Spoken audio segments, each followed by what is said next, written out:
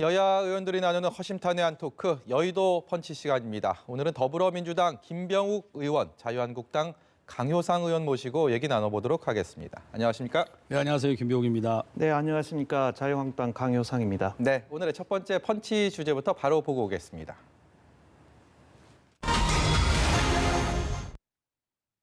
네, 암초입니다. 21대 총선 시계가 빠르게 돌고 있습니다. 각 당은 공약도 발표하고요, 인재도 영입하면서 총선을 위한 고삐를 쥐고 있습니다. 그런데 잘하는 것도 중요하지만 이 상황에서는, 이 시점에서는 잘 못하지 않는 것이 훨씬 더 중요하다라는 얘기들도 많이 합니다. 이 암초라고 저희가 첫 번째 주제를 잡은 것은 곳곳에 도사리고 있는 총선의 암초, 각 당의 암초는 무엇인지 거기에 대해서 두 분께 좀 의견을 들어보려고 하는데요. 먼저 김병욱 의원께서 뭐 우리 당의 암초는 이거다라고 말할 수는 없지 않습니까? 그럼 자유한국당의 암초는 무엇이라고 생각하시는지 좀 그게 더 어려운 거 아닌가요?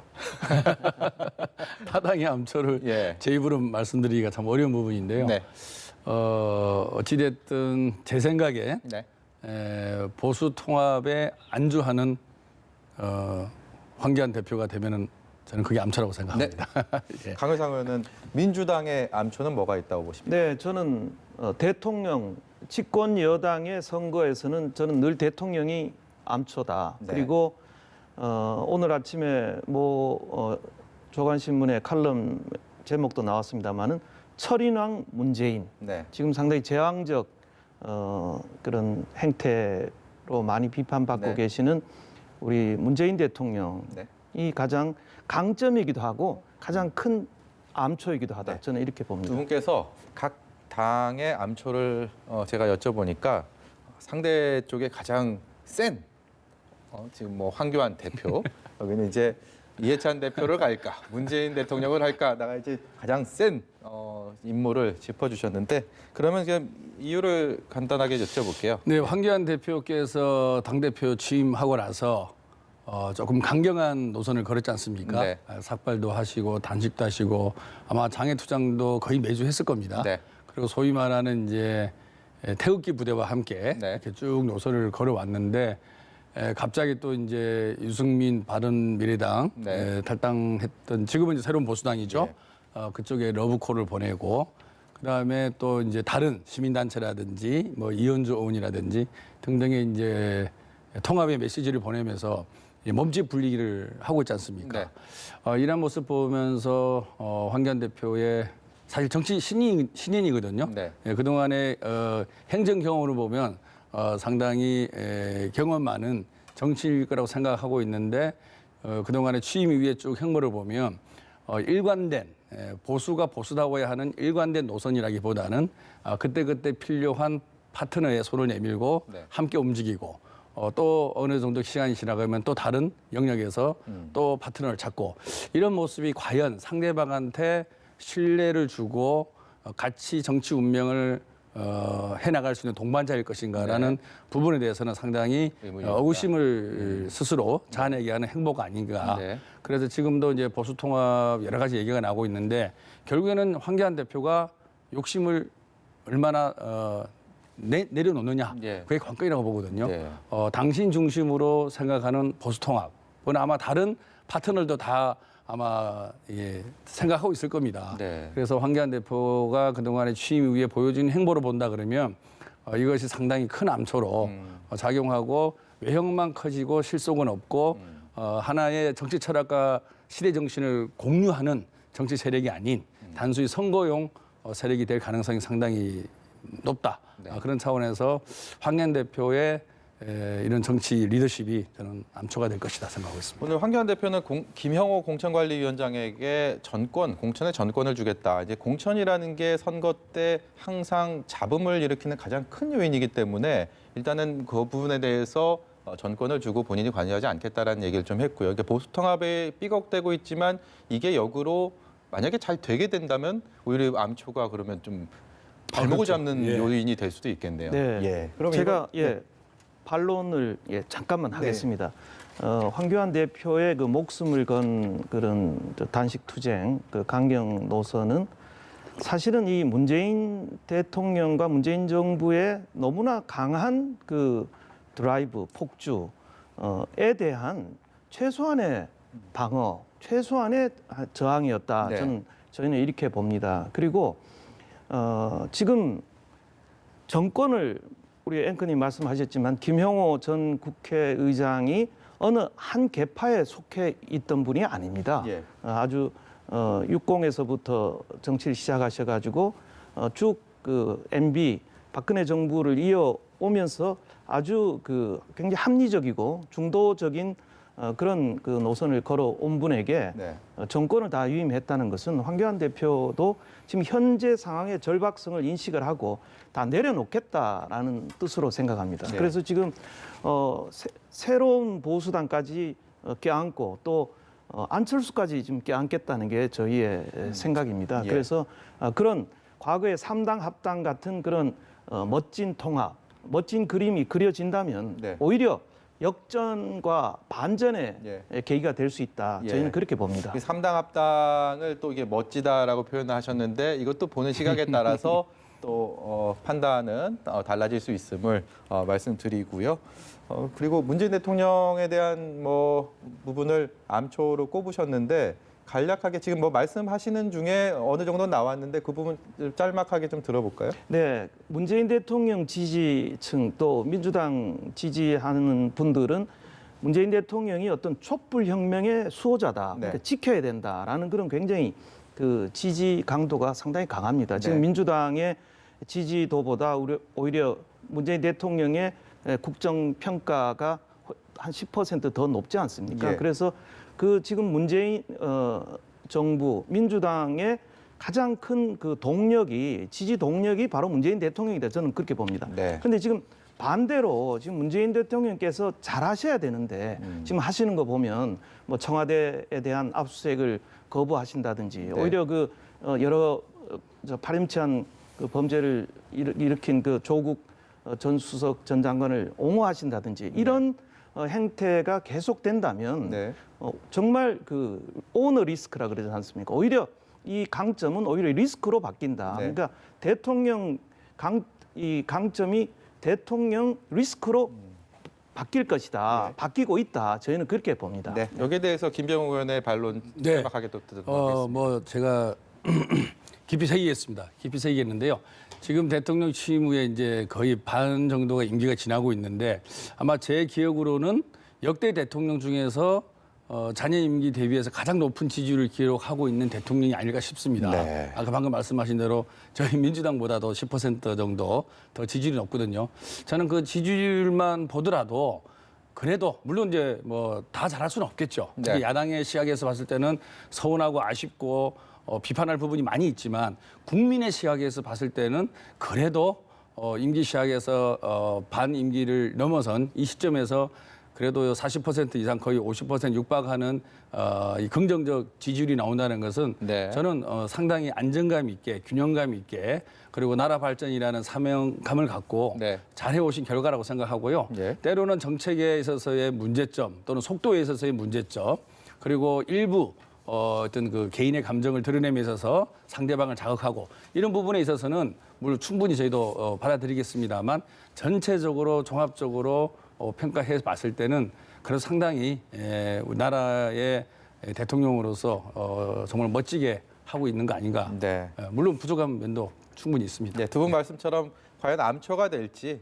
아니면 정말 이번 선거에 또 표심을 얻는 민심을 얻는 또 요인이 될지 이건 유권자들께서 판단을 해주실 거라고 믿습니다. 네, 이번 선거의 역시 포인트는 문재인 대통령의 그 정책에 대한 평가라고 네. 저는 그렇게 봅니다. 예, 네. 두 번째 주제로 넘어가겠습니다.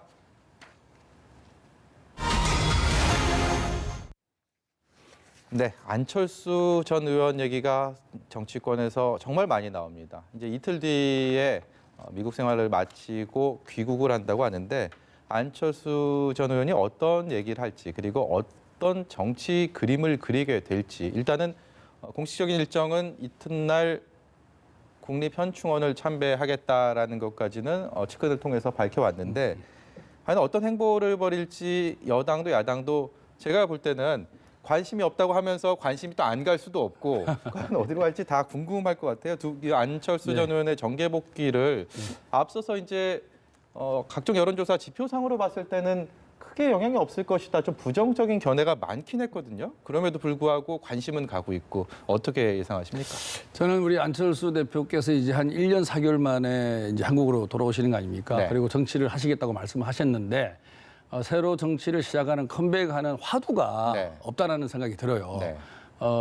옛날에는 새정치라는 화두를 꺼냄으로 인해서 소위 말해서 제3세력, 중도 세력과 청년들한테 어필을 했다 말씀입니다. 네. 그게 일정 정도 세력화가 되고 나름대로 정치적 행보를 했는데 지금은 19일 날 귀국을 한다는 말씀은 하시고 며칠 전에 페이스북 글을 올리시고 북콘서트하고 이런 어떤 그 행보에 대한 언급은 있는데 왜 내가 이 시점에서 복귀를 해서 총선을 앞두고 정치를 해야 되는지 이런 시대 정신을 담은 메시지가 없다는 것이 저는 상당히 과연 제대로 하실 수 있을 것인가. 그 메시지나 화두가 없다는 것은 고민을 좀 적게 하신 거 아닌가. 그리고 준비를 못 하신 게 아닌가. 안 그러면 황교안 리더십이 흔들리면서 그 공백을 차지하려고 하는 단기간의 욕심의 발로가 아닌가. 네. 이런 좀 생각을 하게 되거든요. 네. 그래서 정말로 새로운 정치를 다시 한번 해보고 싶다 그러면 과거에도 이제 새정치 얘기 꺼냈다가 시간이 지나면서 컨텐츠가 부족한 게 드러나고 그러면서 결국에 이제 안철수 전 대표의 꿈을 이루지 못했는데 이번에도 새로이 복귀를 하면서 과연 내가 국민을 위해서 나라를 위해서 어떤 정치를 할 것인가에 대해서 상당한 고민과 흔적의 모습이 보이지 않는다. 네. 이게 참 아쉽고 네. 아마 뭐 하겠죠 언젠가는 그런 것들이 과연 이 시대 정신을 제대로 반영한 어떤 정치 공학적인 빈틈을 파고드는 것이 아니라 정말로 나라와 국가와 민족과 경제를 생각하면서 특히 제4차 산업혁명 시대에 어떻게 보면은 본인만의 장점이 있을 거란 말입니다. 네. 근데 그런 멘트가 화두가 전혀 지금 나오고 있지는 않아요. 네. 그래서 과연 이분이 새롭게 정치를 한다는데 얼마나 많은 국민들이 동의를 해주고 거기에 관심을 가질까? 아직은 저는 퀘션 마크라고 봅니다. 과거 안철수 전 의원이 민주당과의 통합을 하지 않았습니까? 새정치민주연합 김한길 대표와 했던 기억이 있는데 지금 복귀를 앞둔 상황에서 민주당 측에 어떤 분도 우리가 끌어안아야 된다라는 얘기는 안 하고 있습니다. 결국은 안철수 전 의원이 독자 행보를 할 것인가 아니면 보수 통합의 하나의 또 마중물이 될 것인가로 시선이 모아지기 때문에 한국당 측에서는 조금 더 민주당보다는 복잡한 시선으로 고차 방정식을 푸는 기분으로 바라볼 것 같습니다. 어떻게 생각하십니까? 네, 기본적으로 저는 안철수 전 대표는 통합과 개혁의 동반자다. 네. 저는 지금은 이렇게 봅니다. 물론 뭐 흔히 한간에서는 참새가 방앗간을 그냥 지나칠 수 있느냐, 뭐 정치인이니까 이제 선거가 다가오니까 복귀한 거 아니냐라는 이런 좀 싸늘한 시선도 있습니다만은 예. 반드시 꼭 그렇게 볼 것은 아니고요. 네. 대통령을 꿈꾸는 정치인이라면 정말 그 의회 권력을 결정하는 이런 총선에 당연히 관심을 가지고 거기 참여하는 것은 뭐 자연스러운 일이라고 생각합니다. 그리고 뭐 정치를 하고 안 하고는 뭐 본인의 자유의지 아니겠습니까? 예.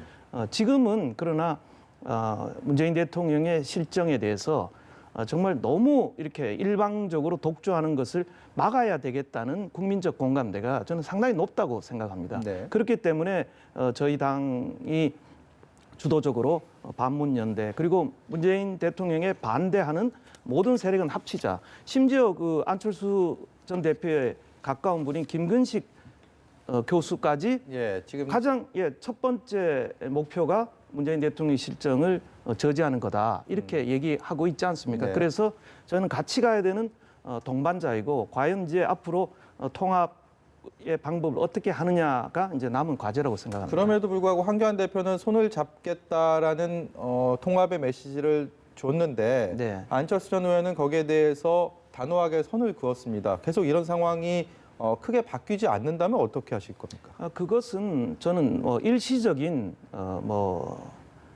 진통이다. 서로 뭐 의견이 다를 수 있지 않습니까? 그러나 수렴해 가는 과정에서 나타날 수 있는 현상에 불과하다 이렇게 보고요. 절대로 지금 반문연대나 지금 뭐 혁신과 통합 이 모임이 어떤 정치공학적인 수준은 결코 아니다. 또 그렇게 돼서도 안 된다. 네. 이렇게 저는 봅니다. 독자 행보로 갔을 때 좀 파급력이 있을까요? 어떻게 예상하세요? 저는 개인적으로 독자 행보할 가능성이 높다고 봅니다. 그리고 최근에 개정된 연동형 비례대표제에도 아마 독자 행동을 할 수 있는 근거를 만들어 놓은 제도가 아닌가. 네. 다시 말해서 본인의 창당을 하든 바른미래당이랑 같이 행동을 하든 뭐 한 10% 정도만 지지를 얻으면 이론상으로는 30석. 물론 이제 연동형 캡이 있지만 예. 상당한 의석수를 확보를 하고 안철수 전 대표의 꿈이 반문재인은 아니란 말입니다. 본인이 좀 더 큰 정치, 대통령 이런 꿈이 있는 분인데 과연 이 극우적 행보를 보여왔던 황교안의 손을 잡았을 때에 본인의 그동안에 황교안 대표요. 예, 황교안 전 대표, 황교안 대표 손을 잡았을 때에 본인의 이미지를 계산해 보면은 저는 글쎄라고 생각하고요. 네. 선거제도 바뀌었고 본인만이 갖고 있는 독특한 영역이 아직은 있다고 생각하거든요. 네. 파괴력은 과거보다 많이 떨어지지만 네.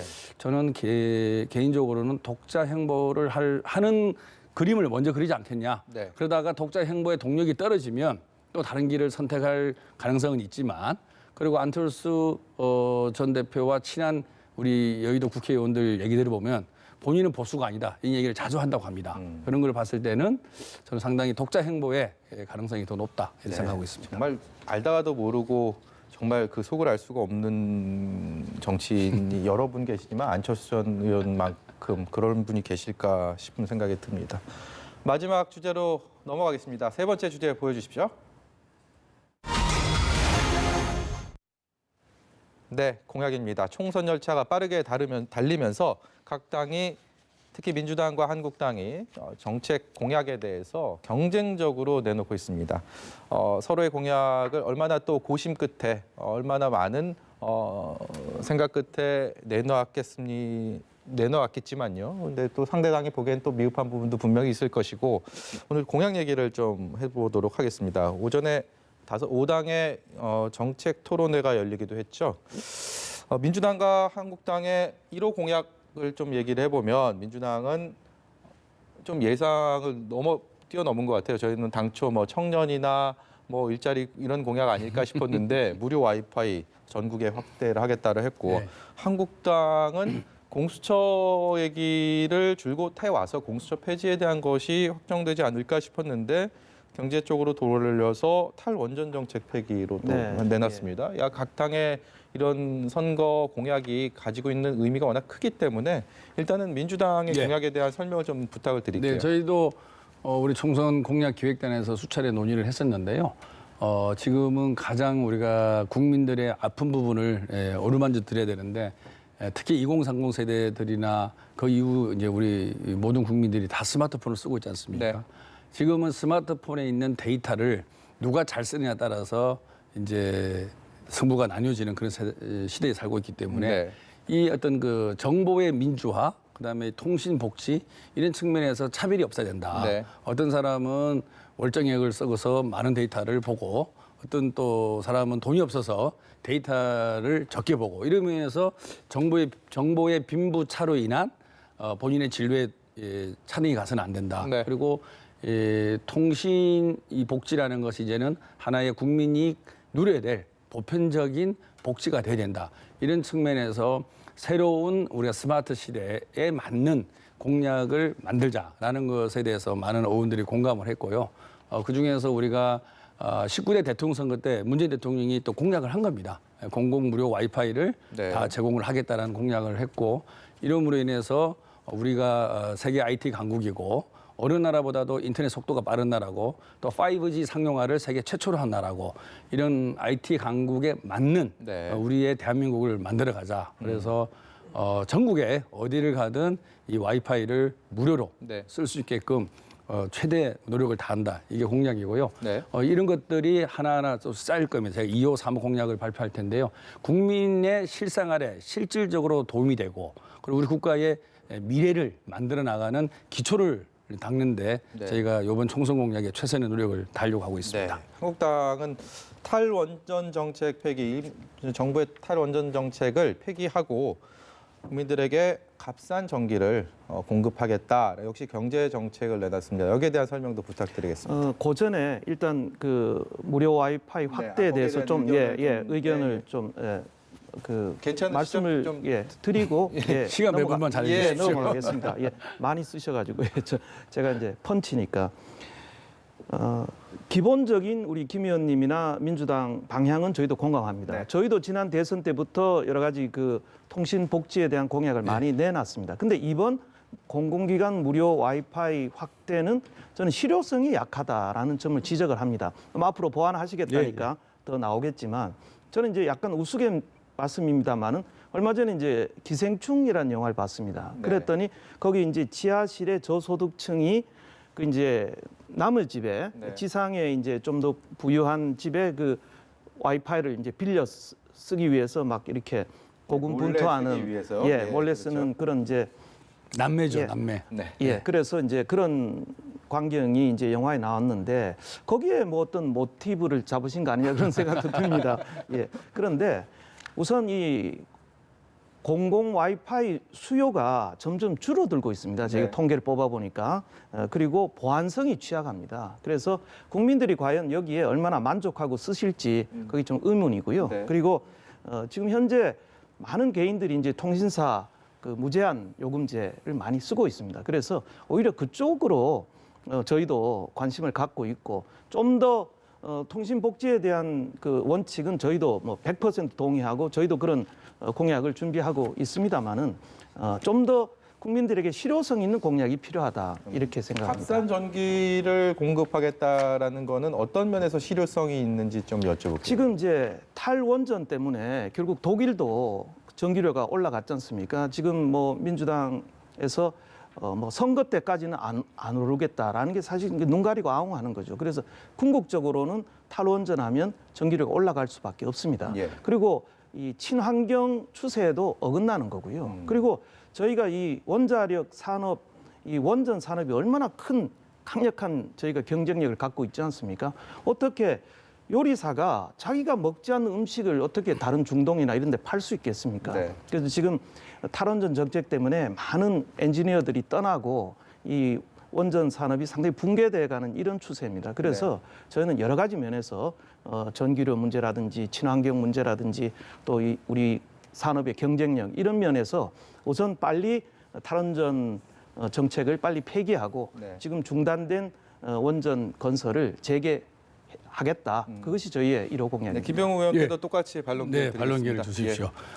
우리 와이파이 정책에 대해서 그런 어떤 과연 국민들에게 실효성이 있겠냐라는 지적에 대해서 저희는 실효성 있게 꾸준히 잘 만들어 가려고 하고 있습니다. 근데 그 반론에 대해서는 저희도 검토를 해보겠는데요. 저희가 이 공약을 만들면서 현실 가능성 그리고 과연 국민들에 대해서 어떻게 도움이 될 거냐를 다 따져봤거든요. 이게 사실 한 6천억 정도면 할 수 있는 예산입니다. 3개년에 걸쳐서. 그래서 적은 돈으로 5천 얼마 약 6천억. 적은 돈으로 정말로 우리 IT 강국을 만들어 갈 수 있고 스마트폰이 없이는 살 수 없는 이런 시대에 있어서 가장 최적의 공약이 아닌가. 그리고 특히나 학생들, 그다음에 취준생들 이런 어떤 정말 몇만 원도 돈에 주기가 힘든 그런 분들에 대해서는 상당히 저는 이런 데이터와 정보를 무한정으로 공급받아서 상당한 그 정보의 에너지원으로 사용할 수 있게끔 저희가 실효성 있게 제도를 만들어 가겠다는 거고요. 저희 에너지 정책은 탈원전 정책은 아니고요. 에너지 전환 정책입니다. 뭐 다 아시다시피 전 세계 신재생 에너지 비율이 한 22% 됩니다. 근데 우리나라는 아직 한 3% 정도밖에 머무르고 있지 않습니다. 물론 원전의 장점도 있어요. 아까 우리 의원님 말씀하신 대로 싸고 또 어떤 면에서는 깨끗하다는 부분이 있지만 하지만 그것이 한번 사고가 났을 때에 돌이킬 수 없는 또 재앙이 있을 수 있는 가능성이 높거든요.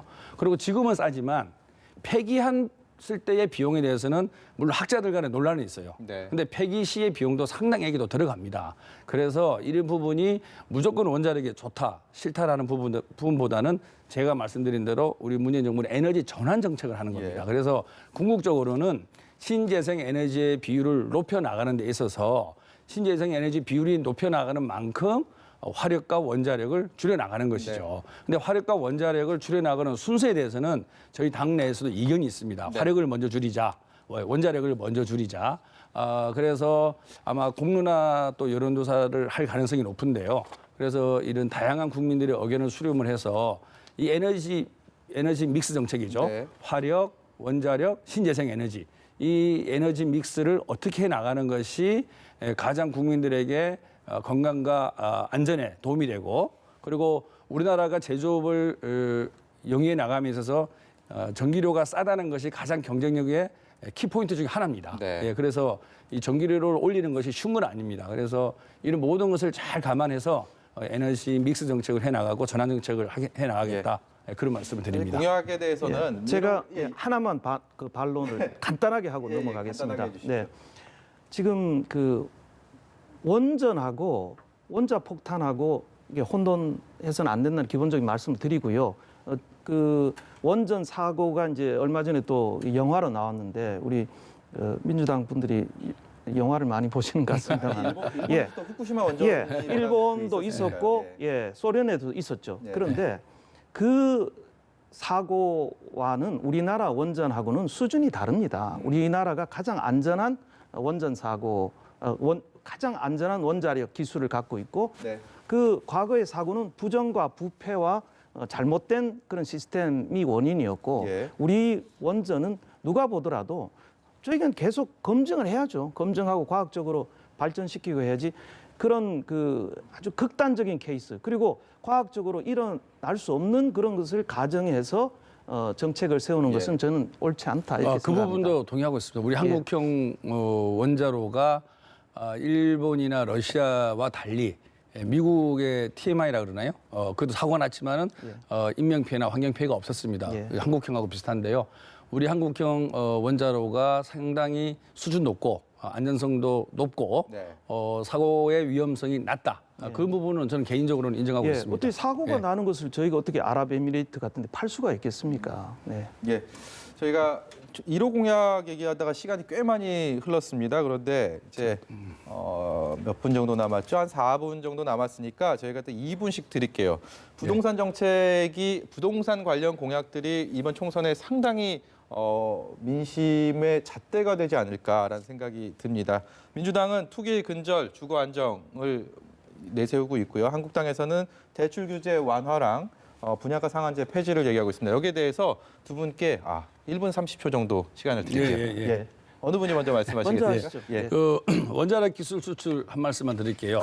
상당히 좋은 말씀인데 저희가 생각하는 것보다 수출할 나라와 물량은 적다고 그럽니다. 한 말씀 드리고요. 부동산 문제 정말 중요하고 우리 문재인 정부가 원하는 대로 또 안 돌아가는 부분 중에 한 부분입니다. 정말 국민들께 죄송하다는 말씀을 드리고요. 지금 전 세계적으로 이 유동성이 넘쳐나고 있습니다. 돈이 많다는 거죠. 그리고 우리나라는 특히나 국민들이 한 70%의 자기 100%의 재산이 있으면 70%를 부동산으로 소유하고 30%를 금융으로 가는 거죠. 그래서 사실은 이 돈이 금융과 자본시장으로 흘러들어서 그 기업에 또 투자가 되고 기업이 열심히 일을 하고 해야 되는데 아시다시피 경제 전망이 불확실하다 보니까 기업에 투자하는 돈이 적어지고 부동자금이 지금 부동산 주변으로 머물러 있는 게 현실이고 또 하나는 이 주택을 주거의 수단이 아닌 투자 또는 재테크의 수단으로 생각하고 있는 게 또한 현실이죠. 그러다 보니까 이제 정부에서는 정말로 실주거할 사람뿐만 아니라 이 투기 수요에 의해서 가격이 변동되는 것이 훨씬 심하다. 그래서 다주택자를 중심으로 해서 이제 수요 억제 정책을 써나가고 있고 수요 억제 정책 중에서 가장 중요한 것 중에 하나가 이제 분양가 상한제를 도입을 하겠다는 건데요. 저는 이 제도가 뭐 야당에서는 사회주의인 비판을 많이 하는데 박정희 대통령 시절에도 토지거래 허가제가 있었습니다. 합헌 판결을 받았고요. 오세훈 전 시장도 원가 공개, 분양가 상한제, 후분양제, 부동산 3종 세트를 발표한 적이 있습니다. 저는 그래서 제가 분양가 상한제도 완벽한 제도는 아니라고 생각합니다. 이것이 일정 정도 효과는 발휘할지 모르겠지만 과연 전국적으로는 이것이 좋은 제도이냐 이런 부분은 논란이 있는데 이것을 좌파, 사회주의 이런 식으로 얘기할 필요는 없고 이 제도의 문제점을 보완해 나가는 방식으로 여야가 함께 토론하고 논의하면 좋겠다는 말씀을 드립니다. 시간을 정확히 지켜주셨습니다. 여러분 강효상 의원께 1분 30초 시간을 드릴게요. 지금 김 의원께서 이제 토지거래 허가제를 말씀하셨는데 토지거래 허가제는 저희도 그 필요성 일부 제한적인 그것은 저희 반대하지 않습니다. 합헌 났고요. 지금 논란이 되고 있는 것은 주택거래 허가제입니다. 저도 그 반대합니다. 그렇죠. 허가제는 반대합니다. 토지와 주택거래 허가제는 완전히 다른 사안입니다.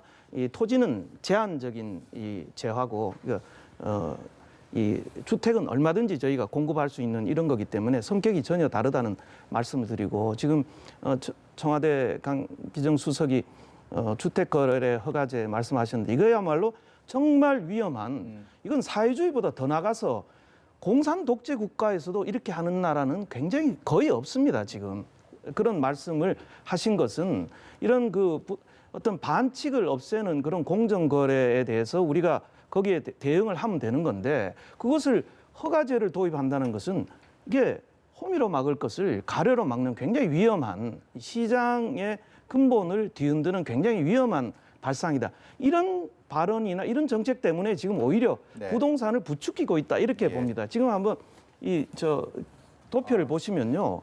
지금 이 과거 이 진보 정권 때 이 노무현 대통령 정부 때 3,000조, 지금 문재인 정부 들어서 2,000조가 올랐습니다. 과거 MB 정부 때는 오히려 집값, 부동산 값이 떨어졌습니다. 그런데 지금 현 정부 들어와서 벌써 17번, 18번 지금 부동산 정책이 나왔습니다.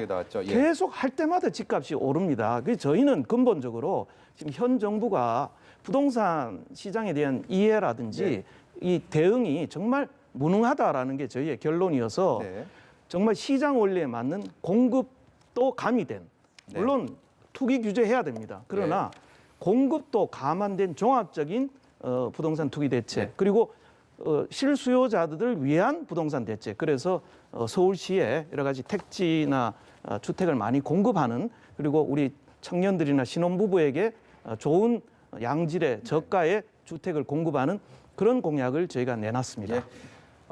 여야 어느 당의 공약이 부동산 민심을 잡게 될지 이번 총선을 보는 또 하나의 관전 포인트가 될 것 같습니다. 지금까지 더불어민주당의 김병욱 의원, 자유한국당 강효상 의원이었습니다. 오늘 말씀 고맙습니다. 네, 감사합니다.